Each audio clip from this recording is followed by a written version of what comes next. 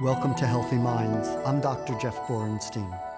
Everyone is touched by psychiatric conditions, either themselves or a loved one. Do not suffer in silence. With help, there is hope. Today on Healthy Minds.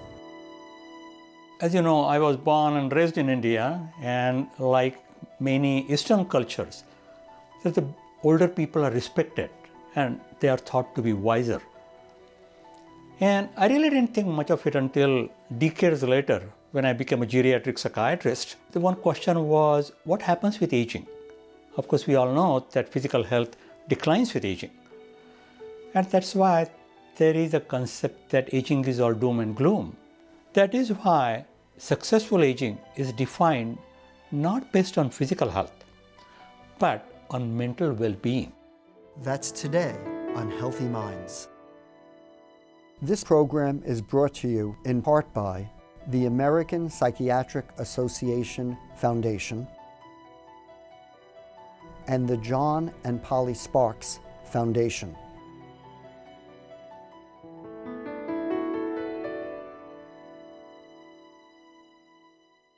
Welcome to Healthy Minds. I'm Dr. Jeff Borenstein. What is wisdom, and how can we develop wisdom in order to age in a healthy way? Today I speak with leading expert Dr. Dilip Jeste about wisdom. Dr. Jeste is the author of the book, The Scientific Roots of Wisdom, Compassion, and What Makes Us Good. Today, we explore wisdom with Dr. Jeste.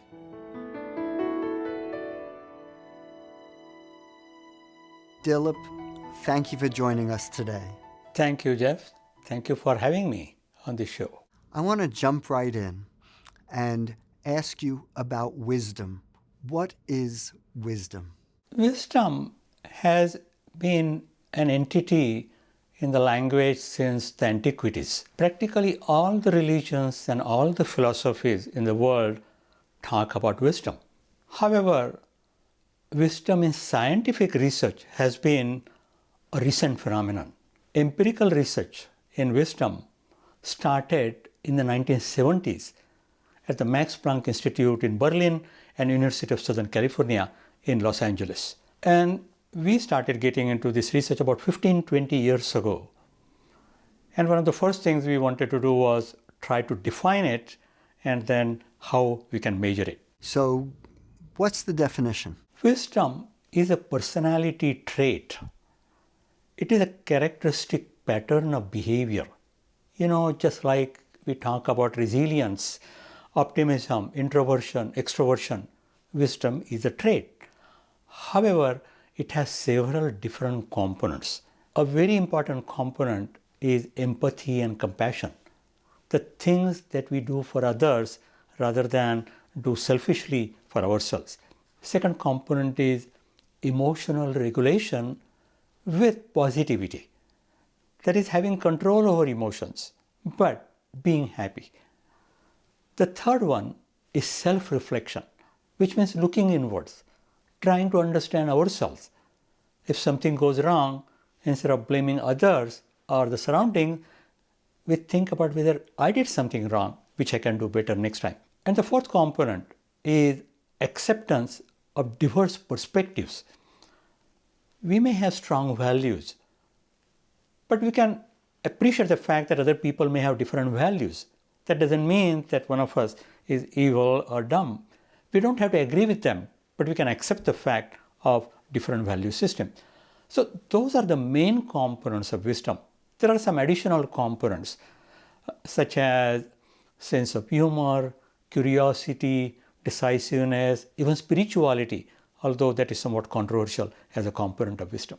We think of wisdom in public thought about wisdom as being associated with older people, with aging. And I'd like you to speak about that. So, as you know, I was born and raised in India, and like many Eastern cultures, that the older people are respected and they are thought to be wiser. And I really didn't think much of it until decades later when I became a geriatric psychiatrist. And the one question was, what happens with aging? Of course, we all know that physical health declines with aging. And that's why there is a concept that aging is all doom and gloom. And that was not my personal experience, because I saw a number of older people who were doing very well. They were contributing to the society in a meaningful way. And the question is, are they becoming wiser?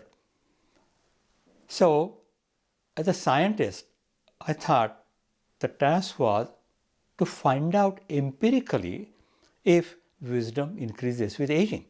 There are no longitudinal studies done over a period of decades using a scale for wisdom. However, there are numerous cross-sectional studies done all over the world that show that older people tend to have higher levels of empathy and compassion, higher levels of emotional regulation with positivity, higher levels of self-reflection, higher levels of accepting diversity of perspectives. So it does look like wisdom increases with aging. However, there are two caveats I should mention. One is that this does not apply to every person who is aging. We all know some older people who are very unwise and some young people who are very wise. Nonetheless, generally, wisdom seems to increase with aging. The other caveat is that this increase continues up to a certain point in age. When we reach a certain age, and that varies from person to person, 80, 85, 90, whatever it is, at that age, the neurodegeneration takes over. And then dementia sets in. And of course, after that, it is hard for wisdom to increase. But in many people, wisdom tends to increase with aging up to a much later age. So even if a person may have some mild changes, such as difficulty remembering a name or misplacing an object when they are putting their keys somewhere and they don't remember where it is, even if they have some of those typical age-associated changes, they still could be developing a greater amount of wisdom during that time frame. Yes, I think wisdom is not entirely related to, say, intelligence. Clearly, as we get older, there is decline in some forms of cognition. So, things that we learn recently or ability to learn new things, that does go down with aging.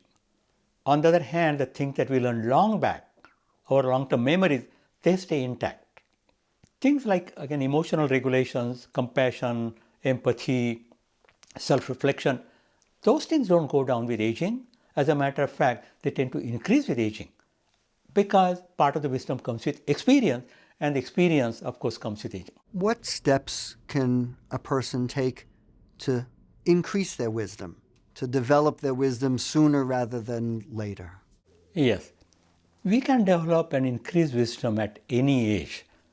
We don't have to wait to be old to become wise. If there is a need to increase empathy and compassion, there are strategies for doing that. We published a meta-analysis of randomized controlled trials of interventions to increase specific components of wisdom, such as empathy and compassion, emotional regulation, spirituality.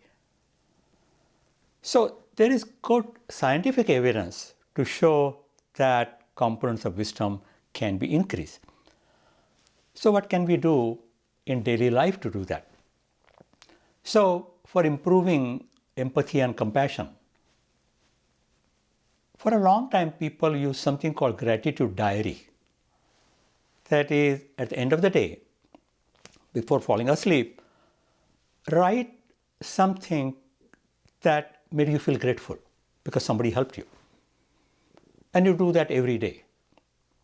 Very nice idea, but it was found that people got tired of doing that and they stopped doing it after a few days. So now what is recommended is something called 3 good things. Think about and talk about or write whatever you want to do. 3 good things during the last 24 hours. And this may be because somebody helped you, or it is because you help somebody and you feel good about that. If we do that regularly, then what happens is that we get up in the morning and thinking about what am I going to talk about or write by the end of the day. So it becomes our second nature to help others and appreciate the help that we receive from others. So that is one thing, that is the three good things, as they call it. Second is volunteering. In addition to the job we do, if we can volunteer, we are all busy, but we can take some time, maybe a couple of hours on the weekend, when we go and help people in nursing homes, people with dementia, or children with disabilities, children with, say, autism spectrum disorder.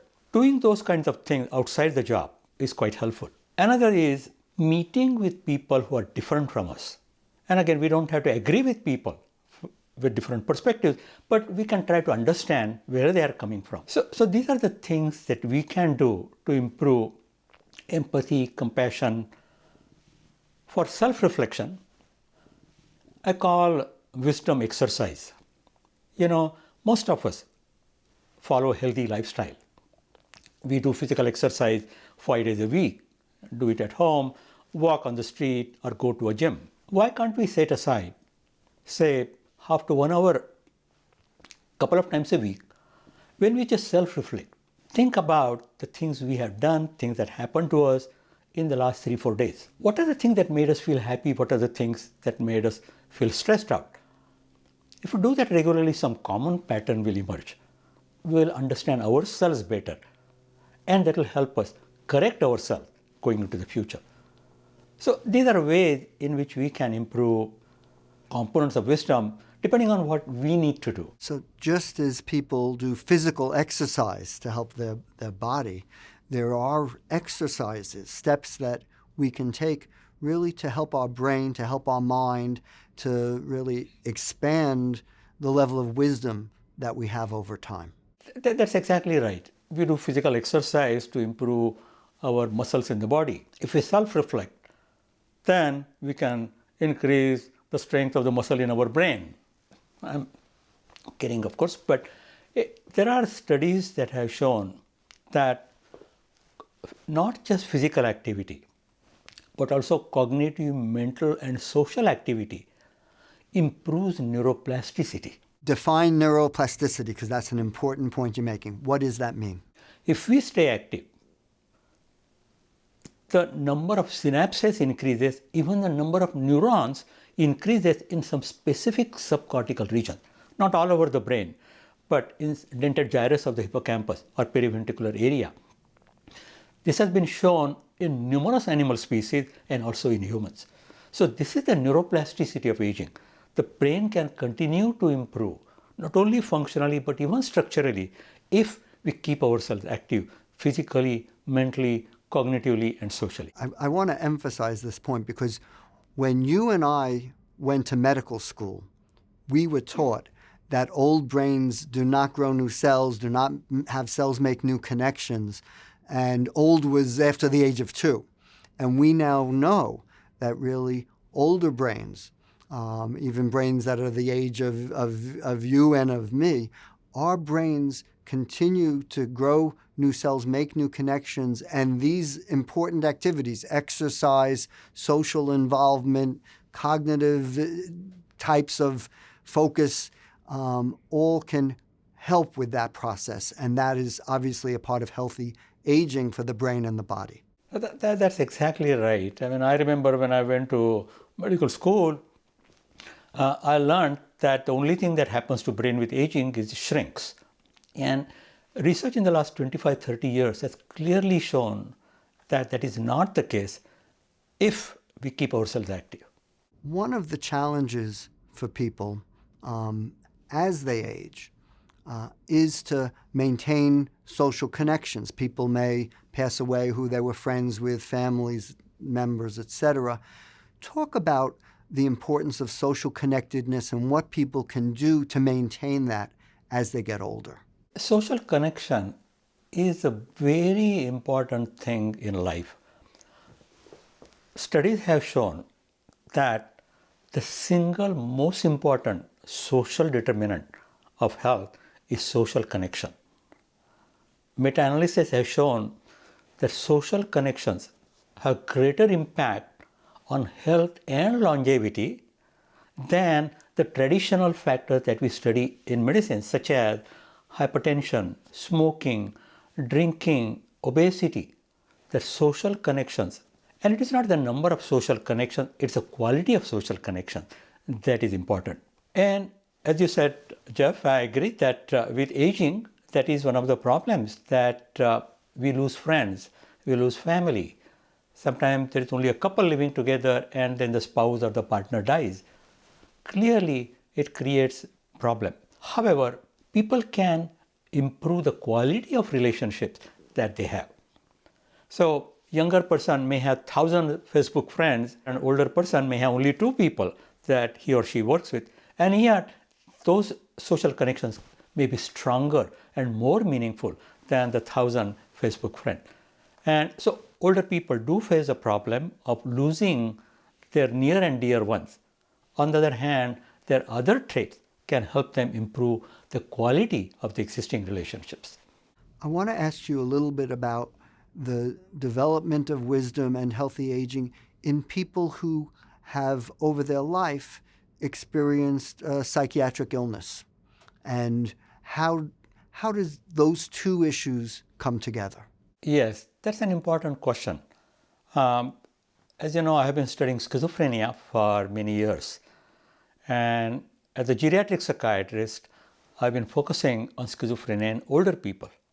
When I initially started doing this work, some of my colleagues said, this will be so depressing to study schizophrenia in older age, because schizophrenia is an illness for which we have no cure, and things only go down. People with schizophrenia die young, which is true. However, what we found was that as people with schizophrenia got older, their symptoms improved, their psychopathology improved. They became more adherent to the treatment. And of course, the physical illnesses increased, but if they were hospitalized, it was not because of the psychiatric problems, but because of the physical illness. And that was a surprise. How can psychotic symptoms and negative symptoms improve with age in people with schizophrenia? Then came the movie A Beautiful Mind. I think many of you have seen the movie or read the book. It's a true story of a Nobel laureate who was diagnosed with schizophrenia in his early 20s, and he was hospitalized multiple times, got ECT, insulin coma, psychotherapy, medications, everything, but didn't do better until about 50. At 50, he started doing better. At 60, he wrote a paper for the first time in 30 years. And we are very proud to invite John Nash to be a keynote speaker at the American Psychiatric Association meeting some years ago. So just think about a person with schizophrenia being a keynote speaker at the American Psychiatric Association. Of course, he was also a Nobel laureate. And there are other examples of people such as Ellen Sachs at the University of Southern California, who has written her autobiography called The Center Cannot Hold. There are examples of people who have schizophrenia, and as they age, they start getting better. Again, this doesn't happen to everybody.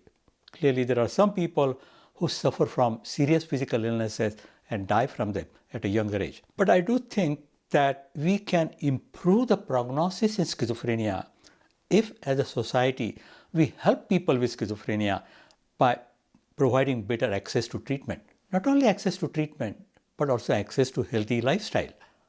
How can we help them live a healthy lifestyle? Physical activity, nutritious diet, better sleep. They are ready to do that if we help them. And I think really that the society should focus on helping, of course, everybody with schizophrenia, but especially older people who can benefit from it. I think the parallel between your study of people with schizophrenia getting older and doing better over time, and potentially people without schizophrenia, without a different diagnosis, having a similar improvement over time, in many ways experience really leads to growth when people could take advantage of what they learn from that experience. You know, that's exactly right. what happens is that younger people with schizophrenia, they often stop medication for a variety of reasons, including the side effects of medication, or they don't feel the medication is helping, or they become more paranoid about the medication. They stop the medication, they have a relapse, they become suicidal or become aggressive, and they are hospitalized. After this has happened 4 or 5 times, and people are older, they realize actually that they should not stop medication because it makes their condition worse. So the medication adherence improves with age in many people with schizophrenia. Similarly, the smoking and drinking also go down with age. Again, this doesn't happen in every person with schizophrenia, but it does happen in a significant minority, at least, of patients with schizophrenia. And those numbers will grow if we help them. So I think it is really our responsibility as a society to help older people with schizophrenia. Sometimes we think about schizophrenia as a cancer of the mind and think there is nothing we can do. That's not true. There can be a light at the end of the tunnel. So we should always have a positive attitude that we can help people with serious mental illnesses and they will get better. Again, won't happen in every case, but it will happen in many more cases than what we see today. Yeah, I think that is such an important piece of advice for people who have schizophrenia, for their family members as well, and other conditions also, not just schizophrenia. I want to shift back to the broader issue of healthy aging. If somebody's watching in our audience at different ages, in their 20s, 40s, 60s, what do you say to people at those age levels about healthy aging? That's an excellent question. Some years ago, we did a study called Successful Aging Evaluation Study. We took about 2,500 people, randomly selected from age 20 to 100. This was the local community, and these were people who had different physical illnesses, mental illnesses, or nothing. But this was a randomly selected population. And we have been following them for a number of years. What we find is that physical health declines with aging. This is as we expect, right? 20s and 30s, fountain of youth, the best physical health. After that, slowly starts declining, and the decline accelerates after 60, 70, and so on. What about mental health? Mental health goes in exactly the opposite direction. That's what I call the paradox of aging. 20s and 30s, that the physical health is the best. Unfortunately, the mental health is at its worst. There is considerable anxiety, depression, stress. And most of us who can look back at in our teenage years and 20s, we will agree that that was a period of great stress. We had to make a lot of important decisions.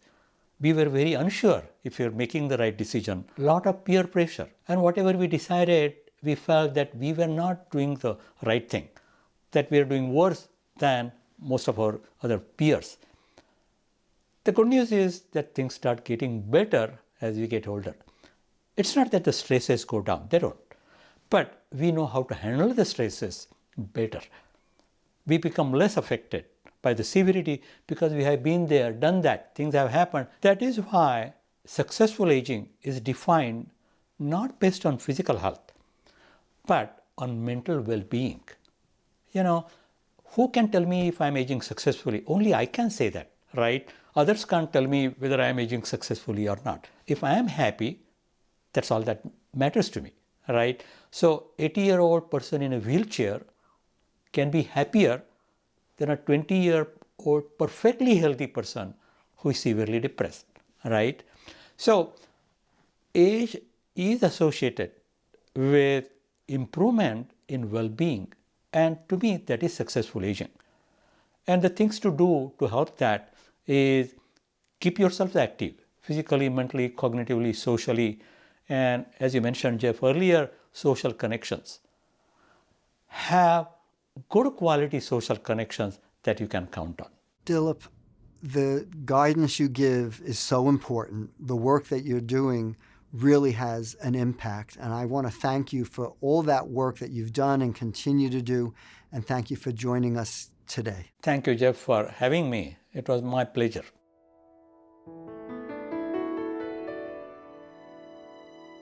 At all ages, our brain continues to develop with new brain cells, new connections between cells. It's so important to remain as active as possible, both physically and mentally, and to maintain and build social connections at all ages. Remember, with those social connections, there is tremendous opportunity to continue to enjoy one's life.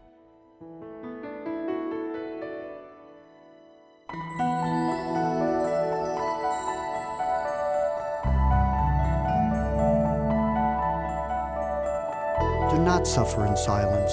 With help, there is hope. This program is brought to you in part by the American Psychiatric Association Foundation and the John and Polly Sparks Foundation.